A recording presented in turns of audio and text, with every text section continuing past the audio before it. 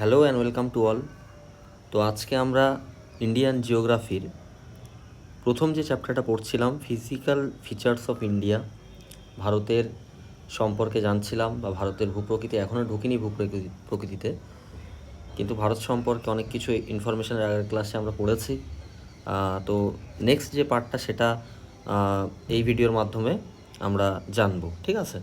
তো আগের দিন আমি ভারতের নামটা কিভাবে এসেছিল, ভারতের আশপাশে দেশ সম্পর্কে, টপিক অফ ক্যান্সার, কর্কটক্রান্তি রেখা, কেন ল্যাটিটিউড লঙ্গিটিউড ভারতের অত ডিগ্রি করে হলো, তারপরে ইন্দিরা পয়েন্ট সম্পর্কে বলেছিলাম, ঠিক আছে? আরও বিভিন্ন বিষয় নিয়ে বা ইন্ডিয়ান স্ট্যান্ডার্ড টাইম নিয়ে বলেছিলাম, বিভিন্ন বিষয় নিয়ে আমি আলোচনা করেছি। তো নেক্সট যে পার্টটা আমাদের আছে এরপরে সেটা হচ্ছে ইম্পর্টেন্ট লাইন, অর্থাৎ ভারতের যে পার্শ্ববর্তী দেশ ছিল আমাদের, সব মিলিয়ে 9টা ছিল, মানে আইল্যান্ড দেশ ধরে 9টা ছিল, শ্রীলঙ্কা আর মালদ্বীপ ধরে। তাদের যে বর্ডার বা ইন্ডিয়ান যে ল্যান্ড বর্ডার আর কি, সেই বর্ডারের বিভিন্ন নাম হয়, বিভিন্ন দেশের সঙ্গে ভারতের বিভিন্ন বর্ডারের বিভিন্ন নাম হয়। তো তার মধ্যে প্রথম যেটা আসছে সেটা হচ্ছে ডুরান্ড লাইন, ঠিক আছে? ফার্স্ট যেটা সেটা হচ্ছে ডুরান্ড লাইন। ডুরান্ড লাইন হচ্ছে কি ইন্ডিয়া এবং আফগানিস্তানের মধ্যে, কিন্তু আমি আগের দিনই বলেছিলাম যে ইন্ডিয়ার সঙ্গে সঙ্গে আফগানিস্তানের কিন্তু কোনো ল্যান্ড বর্ডার শেয়ার করে না, নেই বর্তমানে। সেটা পিওকে যেটা আমরা জানি, পাক অকুপাইড কাশ্মীর, সেই পিওকের মধ্যে কিন্তু অন্তর্ভুক্ত হয়ে গেছে, ঠিক আছে? তো সেটা কিন্তু নেই এখন আর। আর তো ডুরান্ড লাইনটা আগে ছিল, এখন যদিও এটা আমরা ধরি যে এটাই আমাদের, এবং তেমনই ধরতে হবে। ভারত আফগানিস্তানের মধ্যে প্রায় 100 কিমির মতো একটা ল্যান্ড বর্ডার ছিল, ঠিক আছে? আচ্ছা, তো কি মোট 2640 কিলোমিটার লাইন, এটা কিন্তু অনেক আগে ছিল।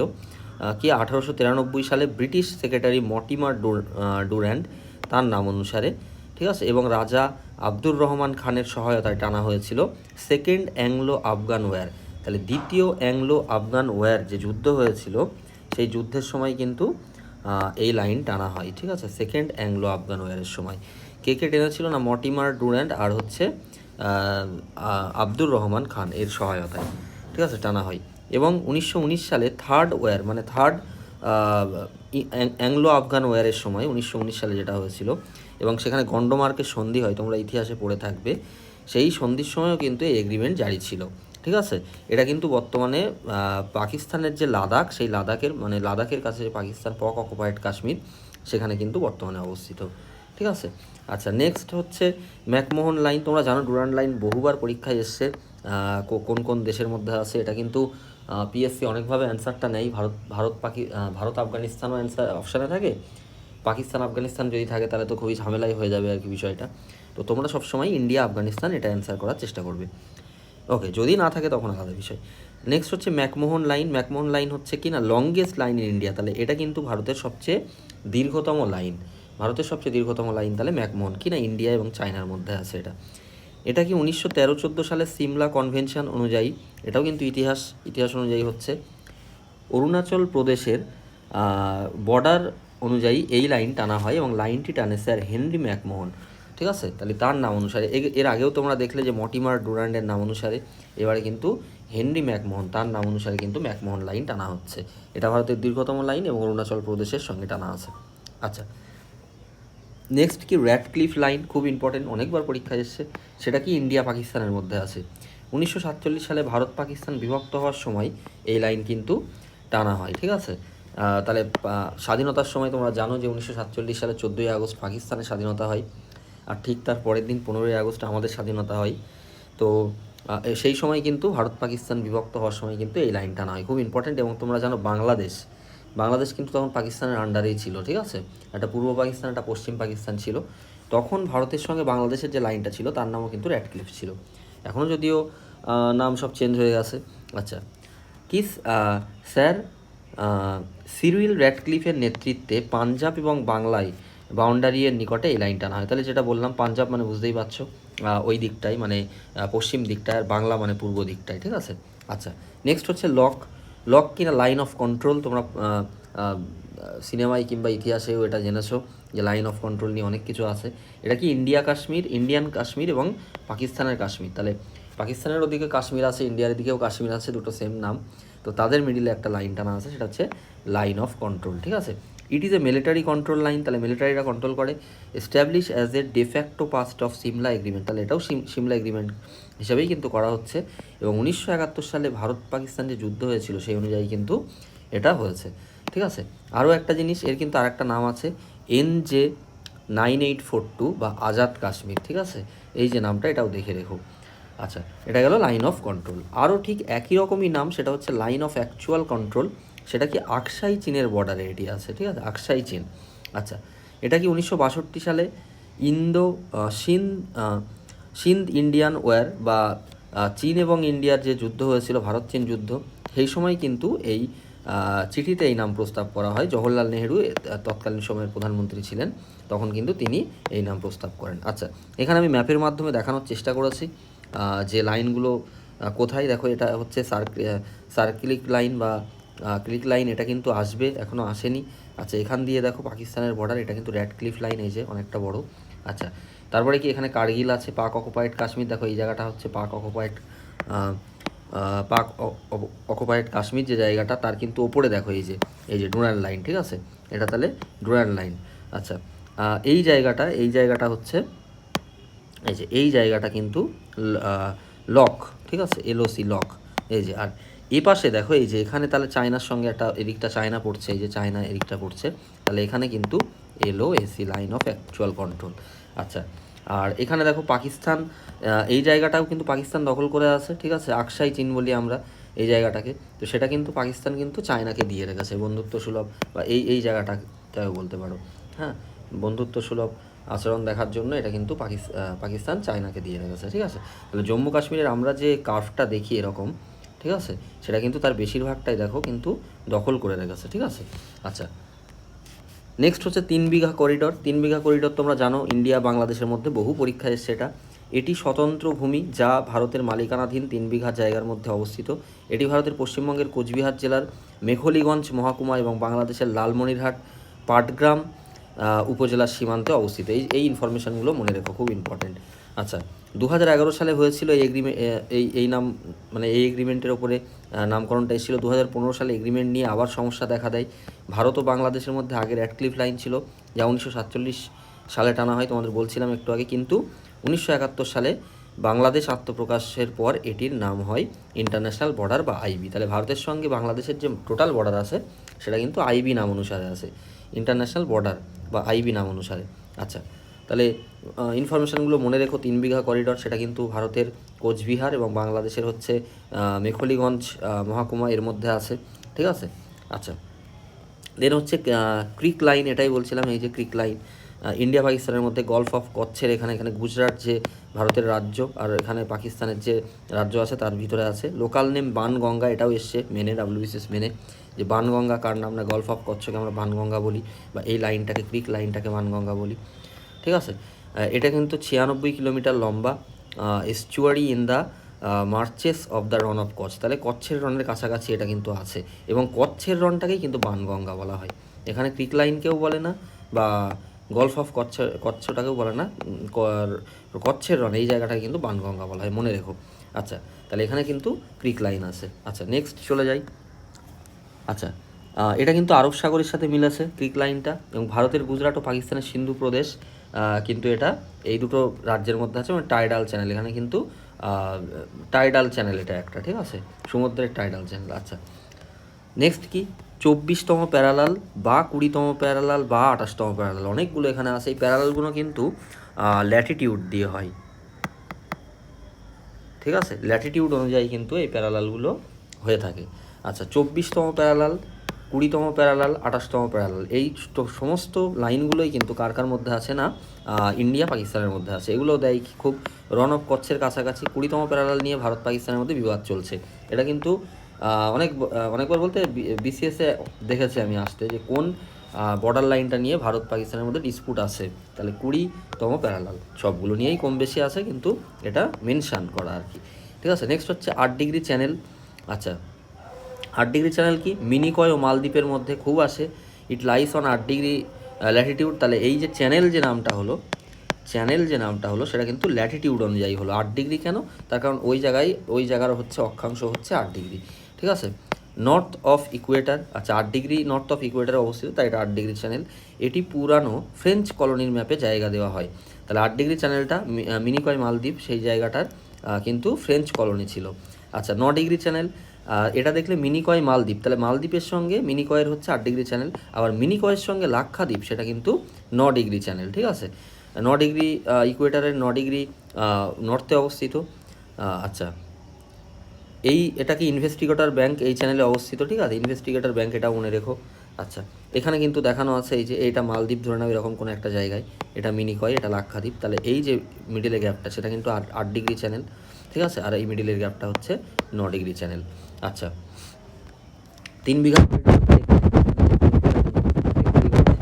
সেই জায়গাটা, ঠিক আছে। আচ্ছা এই যে ম্যাকমোহন লাইন তোমাদের এখানে দেখানোর চেষ্টা করেছি আমি যতটা পারা যায়। আচ্ছা পাটকাইবাম হচ্ছে ইন্ডিয়া এবং মায়ানমারের মধ্যে অবস্থিত, এটা কিন্তু মাউন্টেন বর্ডার। মেসোজয়িক কালে হিমালয়ের সাথে এই পাহাড়ের উৎপত্তি হয়, তাহলে এটা একটা পাহাড়ি এলাকা বা মাউন্টেন বর্ডার, এটা কিন্তু মেসোজয়িক কালে হিমালয়ের সঙ্গে উৎপন্ন হয়েছিল। এবং পাটকাইগমের সর্বোচ্চ শৃঙ্গ হচ্ছে সারামাটি, ঠিক আছে। এবং এখানে তোমরা আমাদের ফিজিক্যাল ফিচার্সে আসবে যখন পাহাড় পর্বত নিয়ে পড়ানো হবে, তখন কিন্তু এই জায়গাটায় আমরা আসবো, ঠিক আছে। আচ্ছা পাটকাইবামটা কোথায়, না এই যে এখানে কিন্তু পাটকাইবাম লেখা আছে, এই যে মায়ানমারের সঙ্গে ইন্ডিয়া, ঠিক আছে। আচ্ছা পলকেস্ট্রেইন, গলফ অফ ম্যানার বা অ্যাডাম ব্রিজ, এটা খুবই কমন একটা জিনিস ইন্ডিয়া এবং শ্রীলঙ্কার মধ্যে, তোমরা জানো সবগুলোই আছে, পক প্রণালী, গলফ অফ ম্যানার এবং Adam bridge. Tamil Nadu of India এবং জাফনা ডিস্ট্রিক্ট অফ শ্রীলঙ্কা, ঠিক আছে, ভারতের তামিলনাড়ু এবং শ্রীলঙ্কার জাফনা ডিস্ট্রিক্টের মধ্যে এটা আছে। আচ্ছা কানেক্ট বিটুইন বে অফ বেঙ্গল অ্যান্ড পল্ক বে, তাহলে পল্ক বে হচ্ছে একটা মানে বে অফ বেঙ্গলের একটা অংশ, বে অফ বেঙ্গল আর পল্ক বের মধ্যে কিন্তু এটা আছে, ঠিক আছে। আচ্ছা এটা আমি দেখানোর চেষ্টা করেছি, এখানে অনেক ইনফরমেশান আছে, পরপর আগে সেগুলো বলে নিই। আচ্ছা several river flow on it, তাহলে অনেকগুলো রিভারের মধ্যে দিয়ে গেছে, including Vaigai river in Tamil Nadu, তাহলে ভাইগাই রিভার আমি দেখেছি অনেক জায়গায় এটা। আচ্ছা 1755 থেকে 63 সালের মাদ্রাসের গভর্নর রবার্ট পল্ক, তাহলে তার নাম অনুসারে, ঠিক আছে, রবার্ট পল্কের নাম অনুসারে এটির নামকরণ করা হয়। আচ্ছা অ্যাডাম ব্রিজ, আদম সেতু তোমরা জানো, সেপারেটিং কি পল্ক বে, তাহলে পল্ক বে এবং গলফ অফ ম্যানার এই দুটো জায়গা থেকে আদম ব্রিজ বা অ্যাডাম সেতু কিন্তু সেপারেট করছে, ঠিক আছে। পল্ক প্রণালীর বিশেষ বৈশিষ্ট্য হলো এখানকার সি ওয়েভগুলির ইন্টেন্সিটি লো, তাহলে এখানে কিন্তু বড় বড় ঢেউ দেখা যায় না, এটা হচ্ছে মেন বৈশিষ্ট্য। আচ্ছা পাম্বান আইল্যান্ড ভারতের এবং রামেশ্বর আইল্যান্ড, এই দুটো আইল্যান্ডের কিন্তু মিডিলে কিন্তু অ্যাডাম ব্রিজ বা রাম সেতু আছে, ঠিক আছে। আচ্ছা এখানে আমি দেখানোর চেষ্টা করেছি ম্যাপে, এটা হচ্ছে এই যে পাম্বান আইল্যান্ড আর হচ্ছে রামেশ্বরম আইল্যান্ড, সেটা কিন্তু এখানে দেখাতে পারেনি, তো সেই দুটোর মিডিলে কিন্তু এখানে অ্যাডাম ব্রিজ আছে, ঠিক আছে। আচ্ছা এই জায়গাটা হচ্ছে পল্ক বে, আর হ্যাঁ এই যে দেখানো আছে রামেশ্বরম আইল্যান্ড হচ্ছে এই যে এটা, ঠিক আছে, আর পাম্বান আইল্যান্ড হচ্ছে এরকম জায়গায়, তো এই দুটোর মিডিলে হচ্ছে কি না অ্যাডাম ব্রিজ। আচ্ছা জাফনা ডিস্ট্রিক্ট বললাম শ্রীলঙ্কাতে অবস্থিত, এই জায়গাটা হচ্ছে গলফ অফ ম্যানার, এটা কিন্তু কন্যাকুমারী আগের দিনই পড়িয়েছি, তোমার 8 ডিগ্রি 4 মিনিট যেটা ছিল তোমাদের মেইনল্যান্ডের সবচেয়ে সাউদার্ন মোস্ট পয়েন্ট, ঠিক আছে। আচ্ছা এখানে কিন্তু অনেক ব্যাপার আছে, এগুলো একটু দেখে রেখো। আচ্ছা এখানে Gulf of manner marine national park biosphere reserve অবস্থিত এবং বায়োস্ফিয়ার রিজার্ভ অবস্থিত, অর্থাৎ গালফ অফ ম্যানার এই জায়গাতে কিন্তু ন্যাশনাল পার্কও আছে আর একটা কিন্তু বায়োস্ফিয়ার রিজার্ভও আছে, 1986 সালে প্রতিষ্ঠা হয়, ঠিক আছে। Gulf of manner national park, marine national park এবং বায়োস্ফিয়ার রিজার্ভ, যা ডুওগং বা সি কাউ এর জন্য বিখ্যাত। ডুগং বা সি কাউ হচ্ছে এক ধরনের প্রাণী, ঠিক আছে, এটা কিন্তু এখানে স্পেশাল দেখা যায়, তো তার জন্য কিন্তু এই জায়গাটা খুবই বিখ্যাত। আচ্ছা এই বিষয়ে Gulf of manner national park এবং বায়োস্ফিয়ার রিজার্ভ ব্যাপার স্যাপার কী সেগুলো আমরা আসবো আরও এই নিয়ে যখন আমরা ন্যাচারাল ভেজিটেশন করবো তখন কিন্তু আসবো। আচ্ছা পাম্বান চ্যানেল, এটা কিন্তু তামিলনাড়ু মেইনল্যান্ড বা তামিলনাড়ু যে মেইনল্যান্ড আছে এবং রামেশ্বরম দ্বীপ সেই জায়গার মধ্যে কিন্তু এটা অবস্থিত। আচ্ছা নেক্সট হচ্ছে 10 ডিগ্রি চ্যানেল, এটা কিন্তু লিটিল আন্দামান ও কার নিকোবরের মধ্যে অবস্থিত। এটা কিন্তু মনে রাখি আমি এইভাবে যে সচিন তেন্ডুলকার, ঠিক আছে, তেন্ডুলকার তো কার নিকোবর, আর হচ্ছে সচিনকে কিন্তু লিটিল মাস্টারও বলা হয়, যদিও লিটিল মাস্টার হিসেবে আমরা অন্য একজনকেও চিনি, তো তার নাম অনুসারে লিটিল মাস্টার, লিটিল আন্দামান এবং তেন্ডুলকার তার কার নিকোবর, এবং তার জার্সি নাম্বার কিন্তু 10 ছিল। এই অনুযায়ী আমি এটা মনে রাখি, তোমরাও চাইলে মনে রাখতে পারো, কখনো ভুল হবে না, ঠিক আছে। আচ্ছা এটা কিন্তু উত্তর থেকে দক্ষিণ পর্যন্ত 150 কিলোমিটার বিস্তৃত, এগুলো মনে রাখতে হয় না, জাস্ট একবার দেখে রাখলেই হবে। নেক্সট হচ্ছে ডাঙ্কান প্যাসেজ। ডাঙ্কান মানে অ্যাকচুয়ালি দক্ষিণ টাইপের মনে হচ্ছে, তাই আমি এটা মনে রেখেছি। লিটিল আন্দামান আর সাউথ আন্দামানের মধ্যে আছে, ঠিক আছে। আচ্ছা, এটা কিন্তু রুটল্যান্ড আইল্যান্ড এখানে কিন্তু অবস্থিত, রুটল্যান্ড, এটা এটা দেখে রেখো। ওয়েস্ট অফ ইট, যার পশ্চিমে কিন্তু বে অফ বেঙ্গল রয়েছে এবং ইস্টে কিন্তু আন্দামান সি রয়েছে, ঠিক আছে। এগুলো ইনফরমেশান মনে রেখো, কিন্তু ডাঙ্কান প্যাসেজ কার কার মধ্যে, 10 ডিগ্রি চ্যানেল কার কার মধ্যে, এগুলো তোমাদের মনে রাখতে হবে। নেক্সট কি গ্রেট চ্যানেল, না গ্রেট চ্যানেল হচ্ছে আন্দামান নিকোবর এবং সুমাত্রার মধ্যে। তারপরে কি সিও চ্যানেল, এটা কিন্তু নর্থ আন্দামান আইল্যান্ড এবং সিও আইল্যান্ড অফ মায়ানমার, মানে অ্যাকচুয়ালি আন্দামান এবং মায়ানমারের মধ্যে সিও চ্যানেল। সোমবেরিয়র চ্যানেল, এটা কি কার নিকোবর এবং গ্রেট নিকোবর আইল্যান্ডের মধ্যে, ঠিক আছে। 6 ডিগ্রি চ্যানেল, এটা কিন্তু আন্দামান এবং সুমাত্রার মধ্যে। তাহলে গ্রেট চ্যানেল আর 6 ডিগ্রি চ্যানেল আন্দামান এবং সুমাত্রার মধ্যে। 37তম প্যারালাল খুব ইম্পর্টেন্ট, এটা কিন্তু ইন্ডিয়া মায়ানমারের মধ্যে, ঠিক আছে, দেখে রাখবে। আমার মনে হয় না যে আর কোনো লাইন বাদ আছে, ঠিক আছে। আচ্ছা, এখানে আমি একটু দেখানোর চেষ্টা করেছি। আগের দিনই বলছিলাম যে বাংলাদেশের সঙ্গে সবচেয়ে বেশি বর্ডার শেয়ার করে। তাহলে এখানে তুমি দেখলে যে র্যাডক্লিফ লাইন এখানে ছিল, সার্ক্রিক লাইন এটা, এখান থেকে একটা আমরা ভাগ মতো দেখছিলাম, এটা ছিল LOC, আর এখান থেকে আর একটা অংশ আমরা দেখছিলাম, সেটা কিন্তু LOAC ছিল, ঠিক আছে। আচ্ছা, এখানে তুমি দেখছিলে হচ্ছে ডুরান লাইন, তারপরে এখানে তুমি দেখছিলে ম্যাকমোহন লাইন ছিল, ঠিক আছে। আচ্ছা, তারপরে কি এখানে তুমি দেখছিলে পাটকই বাম ছিল, ঠিক আছে। এখানে দেখছিলে 3 বিঘা করিডর ছিল, ঠিক আছে। তো এরকম প্রচুর আছে, তোমরা পড়ে নিও এখান থেকে, বা আমার মনে হয় না যে এর থেকে বেশি ইনফরমেশান আর জানা প্রয়োজন আছে। আচ্ছা, নেক্সট আমরা একটু ওয়ার্ল্ডের দিকে চলে যাব, বা এগুলো জিকে পার্ট বলতে পারো, জিওগ্রাফির জিকে পার্ট, মানে স্ট্যাটিক জিকে হয় এবং সব সাবজেক্টে তো জিকে হয়, তো এটা জিকে পার্ট বলতে পারো। নেক্সট কি, এগুলো কিন্তু খুব পরীক্ষাতে আসে। আচ্ছা, নেক্সট কি 49তম প্যারালাল, ঠিক আছে। সেটা কি আমেরিকা এবং কানাডার মধ্যে আছে 49তম প্যারালাল। তোমরা অনেক পুলিশের পরীক্ষাগুলোতে তো প্রায়ই আসে এই সবগুলো। তাহলে কি ওয়ার্ল্ড লংগেস্ট প্যারালাল লাইন, এটা কিন্তু পৃথিবীর সবচেয়ে দীর্ঘতম parallel line. It cross Europe, Asia, the Pacific ocean and north America and Atlantic ocean also. তাহলে সবগুলোকে কভার করছে এটা, এমনভাবে আসে এটা, ঠিক আছে। এই চুক্তি অনুযায়ী রকি মাউন্টেন হইতে স্পেন অফ জর্জিয়া পর্যন্ত বিস্তৃত। এগুলো জাস্ট একবার দেখে রেখো, কিন্তু কার কার মধ্যে সেটা অবশ্যই জানবে। নেক্সট হচ্ছে লোহিত সাগর, এশিয়া ও আফ্রিকার মধ্যে, এটা কিন্তু ভাগ করছে এশিয়া আফ্রিকাকে, ঠিক আছে। এই যে লোহিত সাগর, রেড সি, কার কার মধ্যে সুয়েজ উপসাগর এবং বাব আল মান্দাব স্ট্রেইন বা ইডেন উপসাগর। এই বাব আল মান্দাব এটা কিন্তু মিসলেনিয়াসে এসছে, ঠিক আছে, এই সম্পর্কে। আচ্ছা, sea water inlet of the Indian Ocean, primarily outflow Bab al Mandeb. তাহলে লোহিত সাগর কার কার মধ্যে আছে সেটা জানলেই মোটামুটি চলবে। নেক্সট খুব ইম্পর্টেন্ট, জিব্রাল্টার প্রণালী, এটা কিন্তু ইউরোপ এবং আফ্রিকার মধ্যে আছে। আগেরটা বললাম এশিয়া আফ্রিকা, সেটা লোহিত সাগর, আর ইউরোপ আফ্রিকার মধ্যে জিব্রাল্টার প্রণালী, ঠিক আছে। আচ্ছা, পিলার অফ হারকুইলিস বলা হয় এটাকে, এটা মেনে এসছে WBCS মেনে, কিন্তু এটাকে আমি আসতে দেখেছি জিকেতে এসছে। পিলার অফ হারকুইলিস কাকে বলি, জিব্রাল্টার প্রণালীকে। আচ্ছা, ন্যারো স্ট্রেইন, এটা একটা আটলান্টিক ওশান এবং মেডিটেরিয়ান সি এর মধ্যে কিন্তু আছে এটা, ঠিক আছে। স্পেন মরক্কো এই অঞ্চলের সীমানা ভাগ করে, তাহলে একদিকে গেলে স্পেন পাবো, একদিকে গেলে মরক্কো পাবো। এই যে জিব্রাল্টার প্রণালী, এটা হচ্ছে স্পেন, এটা কিন্তু মরক্কো। এর এই পাশে কি আছে, মেডিটেরিয়ান সি বা ভূমধ্যসাগর, এই পাশে আছে আটলান্টিক মহাসাগর, ঠিক আছে। এটা কিন্তু ইউরোপ, স্পেন মানে ইউরোপ, আর মরক্কো মানে কিন্তু আফ্রিকা। এটি আগে ব্রিটিশ নিয়ন্ত্রণাধীন ছিল, তাহলে জিব্রাল্টার প্রণালী এই যে অংশটা, এই পার্টটা পুরোটাই কিন্তু আগে ব্রিটিশদের আন্ডারে ছিল। আচ্ছা, বার্ড অবজারভেটরি আছে এখানে একটা, দেখো ব্রিটিশ নাভাল বেস ছিল এখানে, যার নাম ছিল জিব্রাল্টার। তাহলে এখানে একটা ব্রিটিশ নাভাল বেস ছিল, যার নাম অনুসারে কিন্তু এটা জিব্রাল্টার প্রণালী নাম হয়েছে, ঠিক আছে। আচ্ছা, নেক্সট মালাক্কা প্রণালী, মালয়েশিয়া ও সুমাত্রার মধ্যে কিন্তু মালাক্কা প্রণালী আছে, জাস্ট এটুকু জানলেই হবে। আচ্ছা, নেক্সট কি ইংলিশ চ্যানেল, খুব ইম্পর্টেন্ট। সাউথ ইংল্যান্ড ও নর্থ ফ্রান্স, মানে ইংল্যান্ড ও ফ্রান্সের মধ্যে কিন্তু আছে, ঠিক আছে। সিম্পল চ্যানেল, এটা একটা সিম্পলি চ্যানেল, আর আটলান্টিক ওশানের অংশ এটা একটা, ঠিক আছে।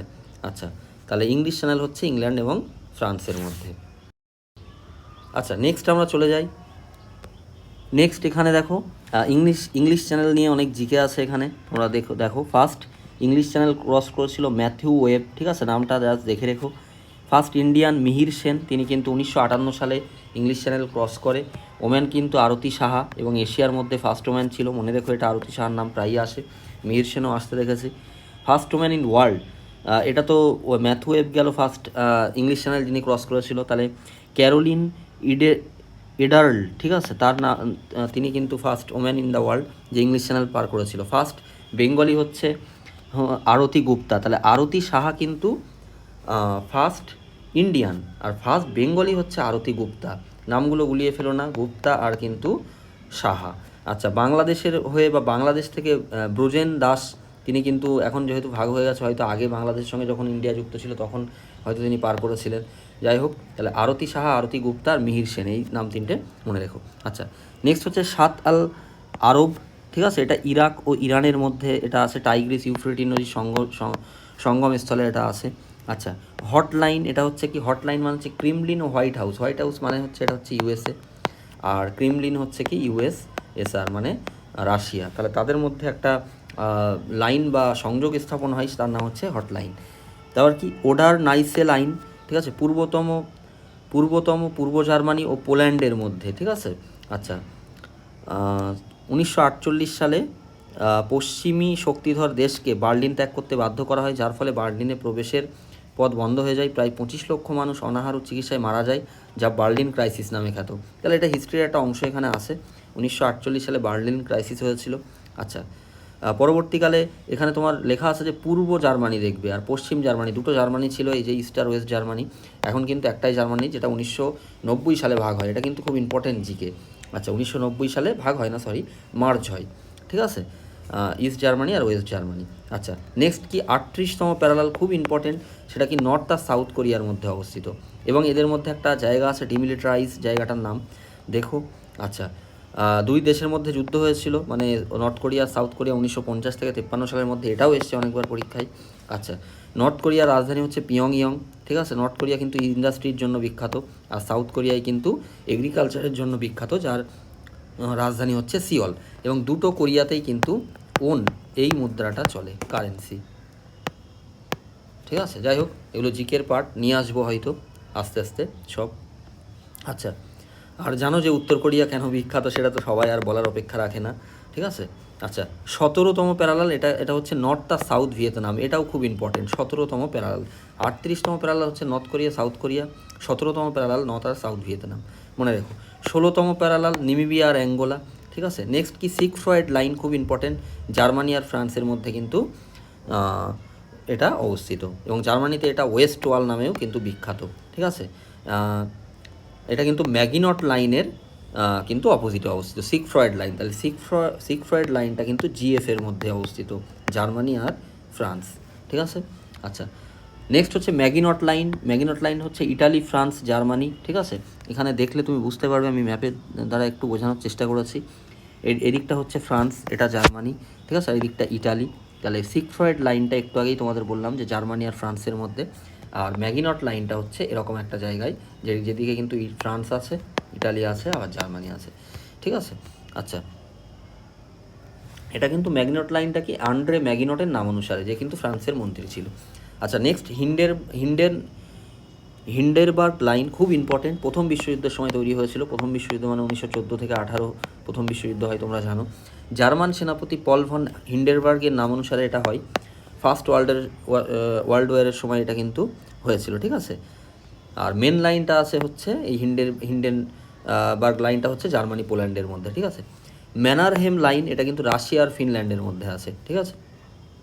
আচ্ছা, নেক্সট কি, ভারতীয় প্রমাণ সময় অস্ট্রেলিয়ার থেকে 4.5 আওয়ার্স, মানে 4.5 ঘন্টা পিছিয়ে, এবং আমেরিকা থেকে 10.5 ঘন্টা এগিয়ে, ঠিক আছে। এগুলো জাস্ট একটা ইনফরমেশান, একবার দেখে রাখো। আইএসটি ইন্ডিয়ান স্ট্যান্ডার্ড টাইমের টাইম ডিফারেন্স অনুযায়ী কেরালাতে সর্বনিম্ন 45 মিনিট এবং লে লাদাখে 4 ঘন্টার সর্বোচ্চ পার্থক্য দেখা যায়, ঠিক আছে। আচ্ছা, তারপরে কি, ইউএসএসআর ভারতের থেকে প্রায় 5.5 গুণ, কানাডা এবং ইউএসএ প্রায় 3 গুণ, বাংলাদেশের থেকে প্রায় 23 গুণ বড়, মানে ভারত বাংলাদেশের থেকে 23 গুণ বড়, এটা মনে রেখো, ঠিক আছে। আচ্ছা, নেক্সট কি, ইস্থুমাস বলে একটা কথা আছে, a narrow strip of land with sea on either side forming a link between the two larger area of land, মানে এরকম জিনিসটা। এদিকে ধরো নর্থ আমেরিকা এটা, আর এটা হচ্ছে সাউথ আমেরিকা, দুদিকেই দেখো হচ্ছে কি না বড় বড় ওশান আছে, মহাসাগর আছে, ঠিক আছে। আর এটা হচ্ছে পানামা, তোমরা জানো পানামা খাল। তো এই জায়গাটাকে, এই যে ন্যারো যে জায়গাটা, ন্যারো যে মানে কী বলবো ল্যান্ড এরিয়াটা, সেটাকে আমরা কিন্তু এই ইস্টুমাস বলছি। ঠিক আছে, এই নিয়েও অনেকবার পরীক্ষাতে আসতে দেখেছি। আচ্ছা আচ্ছা, নেক্সট কি, নেক্সট হচ্ছে এথেনিক কম্পোজিশন অফ ইন্ডিয়া। ঠিক আছে, এথেনিক কম্পোজিশন বলতে ভারতের যে বিভিন্ন ধরনের মানুষ বাস করে তারা কোথা থেকে উৎপত্তি হয়েছে বা তাদের অরিজিন কোথায় ছিল সেই ব্যাপারটা। ঠিক আছে, আচ্ছা সেটা কি লার্জেস্ট ইন দ্য ওয়ার্ল্ড, তাহলে সবচেয়ে বেশি এথেনিক কম্পোজিশন যে মানুষ আছে সেটা হচ্ছে হ্যান চাইনিজ। এই কম্পোজিশনের সবচেয়ে বেশি কিন্তু আছে ওয়ার্ল্ডে, অর্থাৎ চাইনিজ পিপল। তারপরে কি ইন্ডিয়া যে বেশি আছে সেটা হচ্ছে মেডিটেরিয়ান কাকেসয়েড। ঠিক আছে, এই এথেনিক কম্পোজিশনের মানুষ কিন্তু ইন্ডিয়াতে সবচেয়ে বেশি আছে। আচ্ছা, আমি একটু দেখানোর চেষ্টা করেছি ম্যাপে, সেটা আমি পরে আসছি, ফার্স্টে এগুলোতে একটু দেখে নিই কি। প্রথম হচ্ছে দ্রাবিড়িয়ান, সেটা হচ্ছে সাউথ ইন্ডিয়াতে দেখা যায়, এবং এটা হচ্ছে ইন্ডিয়ার ওল্ডেস্ট এথেনিক গ্রুপ, এটা কিন্তু মনে রেখো। সবচেয়ে ওল্ডেস্ট হচ্ছে কি না সাউথ ইন্ডিয়ানরা, এবং সেটা হচ্ছে দ্রাবিড়ীয়, এবং এরা গায়ের রং কালো, মাঝারি উচ্চতা, কপাল চওড়া, চুল কোঁকড়ানো হয়, সুপ্রাচীন জনগোষ্ঠী কিন্তু এটা। ঠিক আছে, আচ্ছা তাহলে এটা হচ্ছে ওল্ডেস্ট এথেনিক গ্রুপ। তারপরে কি নেগ্রিটো, এটা কি আন্দামান, তারপরে কি কোচিন, আসাম, রাজমহল হিল অফ বিহার, এগুলোতে দেখা যায়, এরা কিন্তু অ্যাকচুয়ালি হচ্ছে African.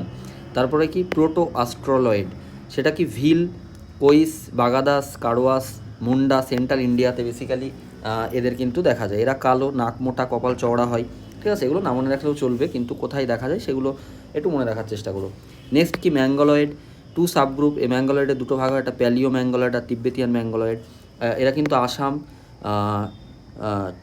Chittagong, highland of Tripura, Sikkim mountain region এরা থাকে। এটা কিন্তু সেন্ট্রাল এশিয়ার মানুষ ছিল এরা। তারপরে কি মেডিটেরিয়ান, এটা বাল্ক অফ ইন্ডিয়ান পপুলেশন, অর্থাৎ একটু আগেই বললাম যে সবচেয়ে বেশি ইন্ডিয়ান পপুলেশন কিন্তু এই মেডিটেরিয়ান অন্তর্ভুক্ত। এটা কি সিন্ধ, পাঞ্জাব, রাজপুতানা, ইউপি। ঠিক আছে, এটা কিন্তু ভূমধ্যসাগরীয় অঞ্চলের মতো মানুষের মতো হয় এরা। ওয়েস্টার্ন ব্রাসোফিলাস, সেটা কি না আলফানয়েডস বা আর্মেনয়েডস এই টাইপের কিন্তু এরা হয় সাধারণত। আচ্ছা, ভারতের দেখো কাশ্মীরের দিকটার এরিয়াতে যারা বাস করে প্যালিও বা ম্যাঙ্গলয়েড কিছু একটা হয়, এই যে প্যালিও ম্যাঙ্গলয়েড বা তিব্বেতিয়ান ম্যাঙ্গলয়েড। ঠিক আছে, আচ্ছা নর্ডিক্স হয় হচ্ছে মিডিলে যারা সেন্ট্রাল ইন্ডিয়া ঠিক না, নর্দার্ন ইন্ডিয়া বলতে পারো। আচ্ছা, আর্য এবং কাকেসয়েড থাকে কিন্তু এই গুজরাট এরিয়ার দিকটাতে। প্রোটো অ্যাস্ট্রোলয়েড থাকে মিডিলে, এবং মেডিটেরিয়ান অর্থাৎ দাক্ষিণাত্য মালভূমির আশেপাশে কিন্তু এই মেডিটেরিয়ান মানুষরা বেশি থাকে। আচ্ছা, নিচের দিকে কিন্তু নেগ্রিটো থাকে, এবং দ্রাবিডিয়া যেন এই এরিয়াতে দ্রাবিডিয়ানটা থাকে। ঠিক আছে, তো এই ছিল এখানে বেসিক্যালি ওল্ডেস্ট কারা সেটা মনে রেখো, আর সবচেয়ে বেশি কাদের দেখা যায়। ঠিক আছে, নেক্সট কি না, আচ্ছা এই ওয়েস্টার্ন যারা ছিল ব্রাসোফিলাস যারা, তারা কি বেঙ্গল, বিহার, উড়িষ্যা, মুম্বাই এইসব জায়গায় কিন্তু দেখা যায়। আর কি নর্ডিক হচ্ছে কি পাঞ্জাব, মহারাষ্ট্র, গঙ্গা ভ্যালি এগুলোতে দেখা যায়, বা স্ক্যান্ডিনেভিয়া বলা হয় এই জায়গাগুলোতে। ঠিক আছে, আচ্ছা এবারে জাস্ট সবচেয়ে বেশি কিন্তু এথেনিক যে ডিভিশন সবচেয়ে বেশি ছিল সেটা আগে আর কি, সেটা কি নর্থ ইন্ডিয়াতে সবচেয়ে বেশি ছিল, প্রায় 75% পিপল কিন্তু এই এরিয়ার মধ্যে বসবাস করে, এবং তারা কিন্তু ইন্দো আর্য ছিল। তারপরে কি 25% লোক ছিল কিন্তু দ্রাবিড়িয়া বলতে এই এরিয়াটাকে বলি। ঠিক আছে, আচ্ছা এই হচ্ছে ব্যাপার। নেক্সট হচ্ছে কি অঙ্গরাজ্যের গঠন, খুব ইম্পর্ট্যান্ট একটা জিনিস, এবং এটা তোমরা পলিটি বা ইন্ডিয়ান কনস্টিটিউশন যখন পড়াবো তখনও কিন্তু এই ব্যাপারটা আসবে যে অঙ্গরাজ্যের ফর্মেশন কেমন হয়েছিল। আচ্ছা, 1947 সালের 15ই আগস্ট ভারত স্বাধীনতা অর্জন করে, তোমরা জানো। সেই সময়ে কিন্তু 3টে ভাগে ভাগ ছিল ভারতের টোটাল যে রাজ্য অঙ্গরাজ্য যাই বলো না কেন, 3টে ভাগে ভাগ ছিল। প্রথমে ছিল গভর্নর রুল, তাহলে 9টা জায়গাকে গভর্নর রুল করতো, যেমন ছিল বাংলা ছিল একটা, উত্তরপ্রদেশের একটা নাম ছিল, তারপরে ওদিকে তোমার মাদ্রাজ ছিল, বোম্বাই ছিল, এরকম নাম ছিল। 5 চিফ কমিশনার, 5টা চিফ কমিশনার ছিল, আর 55 নেটিভ স্টেট এরকম ছিল। আচ্ছা, বড় নেটিভ স্টেট ছিল 100টা, স্মল নেটিভ স্টেট ছিল 100টা, এবং ভেরি স্মল ছিল 350টা। ঠিক আছে, মানে টোটাল 562টা তোমরা পলিটিতে পড়ে থাকবে যে প্রিন্সলি স্টেট ছিল, প্রিন্সলি স্টেট এর কথাই কিন্তু আমি বলছি। ঠিক আছে, যাই হোক এটা পলিটির বিষয়, ওদিকে আর যাচ্ছি না। আচ্ছা, তারপরে কি দেশীয় রাজ্যে অন্তর্ভুক্ত হয়েছিল এই প্রিন্সলি স্টেটগুলোর মধ্যে, জম্মু কাশ্মীর হয় 26 অক্টোবর 1947, মনে রেখো, খুব ইম্পর্টেন্ট। হায়দ্রাবাদ হয় 1948, এবং চন্দননগর হয় যেটা বেঙ্গলে ছিল সেটা 1950। এবং জম্মু কাশ্মীর তোমরা জানো ইনস্ট্রুমেন্ট অফ অ্যাসেশনের মাধ্যমে অন্তর্ভুক্ত করা হয়। হায়দ্রাবাদ অপারেশন পোলো একটা পুলিশি অ্যাকশান ছিল, এবং চন্দননগর। ঠিক আছে, এই যে জিনিসগুলো আমি বললাম এগুলো কিন্তু সব পলিটিতে তোমরা পড়ে থাকবে। আচ্ছা, বলতে বলতে চলে এসছে দেখো, স্বাধীনতার সময় ভারতে 562টি প্রিন্সলি এস্টেট ছিল। এই সমস্ত রাজ্যগুলিকে একত্রিত করার জন্য সর্দার বল্লভভাই প্যাটেল বিশেষ ভূমিকা পালন করেন এবং তিনি জার্মানির বিসমার্কের থেকে অনেক বেশি দক্ষ কর্মষ্ঠ ছিলেন, তাই তাকে ইউনিটি ম্যান অফ ইন্ডিয়া বলা হয় বা আয়রন ম্যান অফ ইন্ডিয়া। খুব ইম্পর্ট্যান্ট, এটা হিস্ট্রিক্যাল এবং পলিটিক্যাল সব মানে যে পলিটি এবং হিস্ট্রি থেকেই এটা আসে। তাহলে এখানে যেহেতু আছে লেখা, তাহলে এটাও দেখে নিও যে আয়রন ম্যান অফ ইন্ডিয়া বা unity man of India Sardar Vallabhbhai প্যাটেলই কিন্তু এই একত্রীকরণে, রাজ্যগুলোকে একত্রীকরণে বিশেষ ভূমিকা পালন করে। আচ্ছা, নেক্সট হচ্ছে 1950 সালের আগে ভারতবর্ষে 28টি স্টেট এবং একটি টেরিটরি ছিল। এখন যদিও 28টা হচ্ছে স্টেট, আগের দিনই বলছিলাম, আর 8টা কিন্তু ইউনিয়ন টেরিটরিজ, ঠিক আছে। আচ্ছা, ক্যাটাগরি এতে কি গভর্নর রুল ছিল, যেটা কিন্তু 8টা ছিল। ইউপি ছিল, পেপসু ছিল, তারপরে কি ক্যাটাগরি বিতে চিফ কমিশনার অফ স্টেট ছিল 8টা। নেক্সট কি ক্যাটাগরি সিতে ছিল লেফটেন্যান্ট গভর্নর শাসিত 10টা, আর ক্যাটাগরি ডিতে ছিল আন্দামান নিকোবর আইল্যান্ড। এই জায়গাটা একটু দেখে রেখো, ক্যাটাগরি ডিতে একটাই আন্দামান নিকোবর আইল্যান্ড। পেপসু এর ফুল ফর্মটা কি? The Patiala and East Punjab State Union was a state of India. The Patiala and East Punjab State Union, এপিএফসির ফুল ফর্ম।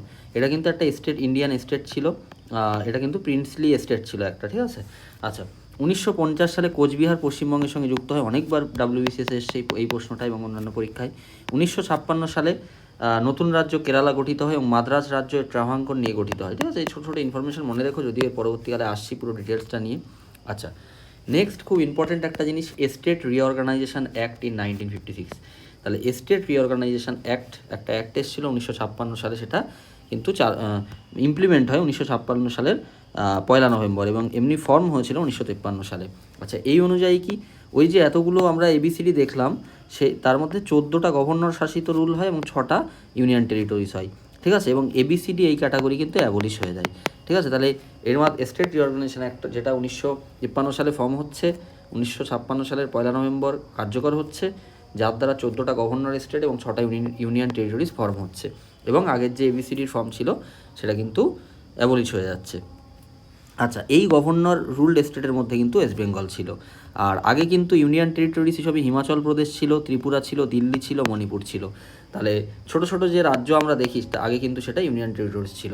আচ্ছা, মাদ্রাজ তোমার কনভার্ট হয়ে যায় তামিলনাড়ুতে কবে? 14ই জানুয়ারি 1969 সালে। খুব ইম্পর্টেন্ট, মনে রেখো। মহীশূর, যেটা কর্ণাটক নামে আসে, 1 নভেম্বর 1973 সালে। এই সাল এবং অবশ্যই তারিখ এবং সাল মনে রাখবে, ঠিক আছে। একটা হচ্ছে 14ই জানুয়ারি 1969, 1 নভেম্বর 1973।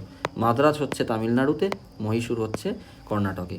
আচ্ছা, first state formed on the basis of language. তাহলে ভাষার ভিত্তিতে, তোমরা জানো ভাষার ভিত্তিতে প্রথম গঠিত রাজ্য কিন্তু অন্ধ্রপ্রদেশ, যেটা 1956 সালে আসে, এবং ভারতের সবচেয়ে প্রথম রাজ্য যেটা ভাষার মাধ্যমে গঠিত হয়। কি গান্ধীজির অনুপ্রেরণিত একটা লিডার ছিল যার নাম ছিল পট্টি শ্রীরামালু। তিনি কিন্তু 58 দিন অনশন করেন এবং শেষমেশ এই তেলেঙ্গানা বা অন্ধ্রপ্রদেশ, এই রাজ্যটা তেলেগু ভাষাভাষী মানুষের জন্য, এই রাজ্য গঠনের জন্য কিন্তু তিনি তার জীবনও দেন, ঠিক আছে। নামটা মনে রেখো, পট্টি শ্রীরামালু।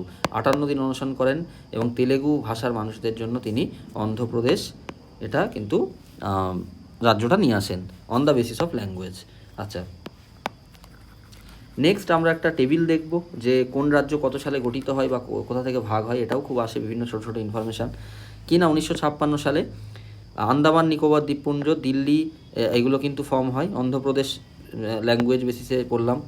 57 সালে নেফা, NEF-এর full form North Eastern Frontier Agency, যেটা পরবর্তীকালে অরুণাচল প্রদেশেও নাম হয়, এটা কিন্তু আসে নেফা, মনে রেখো। NEF-এ ফুল ফর্ম আসে, যেটা কিন্তু 1957 সালে গঠিত হয়। 1960 সালে বোম্বে ভেঙে গুজরাট মহারাষ্ট্র হয়। 1961-62-তে, এটাও খুব আসে, 61-62। গোয়া, দমন, দিউ, দাদরা, যেটা পর্তুগিজ কলোনি ছিল, গোয়া, দমন, দিউ মুক্ত হয় এবং চণ্ডীগড় আত্মপ্রকাশ করে। তাহলে দাদরা নগর হাভেলি, গোয়া, দমন, দিউ কিন্তু কোন কলোনি ছিল? পর্তুগিজ, এটা মনে রেখো, যেটা 1961-62-তে আসে, যুক্ত হয়। 1963 সালে নাগাল্যান্ড কিন্তু ফুল স্টেট হিসেবে আত্মপ্রকাশ করে। আচ্ছা, 1968 সালে কি Madras state was change Tamil Nadu, এটা যদিও 1969-এ হয়, সেটা আমি বললাম একটু আগেই। আচ্ছা, 1969 না, সরি, হ্যাঁ 1969-এই কিন্তু মানে এফেক্ট হয়। আচ্ছা, 1970 কি পাঞ্জাব থেকে হিমাচল প্রদেশ গঠিত হয় 1971-এ। এটা খুব ইম্পর্টেন্ট, 1971-এ কি মণিপুর, ত্রিপুরা, হিমাচল প্রদেশ, মেঘালয় আত্মপ্রকাশ করে। এনইএফের নাম পরিবর্তন করে অরুণাচল প্রদেশ হয়, এই জায়গাটা মনে রেখো, ঠিক আছে। এনইএফের নাম পরিবর্তন করে অরুণাচল প্রদেশ কবে না 1971।